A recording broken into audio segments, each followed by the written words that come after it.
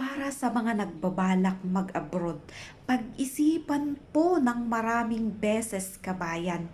Huwag ka pong mag-abroad kung nadala ka lang sa inggit sa mga umuuwing nanggaling sa abroad.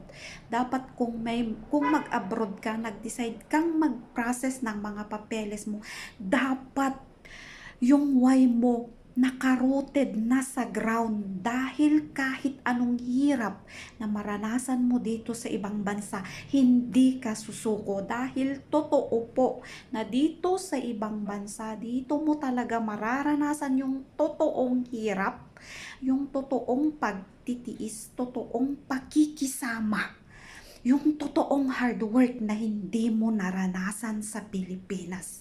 Kaya bago kayo mag-decide kabayan, kailangan yung pag-isipan. Hindi po biro ang pangingibang bansa. Hindi po birong labanan yung homesick, stress at anxiety. Kaya please po, pag-isipan po ng maraming beses. Huwag pong mag-abroad kung nadala lang kayo sa inggit sa mga umuuwing OFW.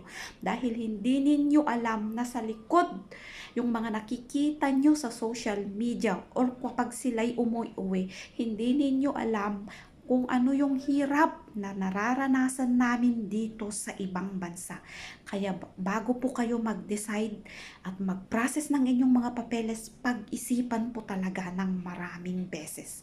Hindi po kayo pupunta ng Manila or pupunta sa kabilang barangay or tatalon sa kabilang bakod ng inyong bahay na kapag naranasan nyo yung hirap, pwede kayong umuwi. Dahil dito sa abroad, may kontrata po na sinusunod. Hindi po talaga biro ang pag-a-abroad. Hindi po talaga biro yung pagtitiis at hirap dito sa ibang bansa, mga kabayan.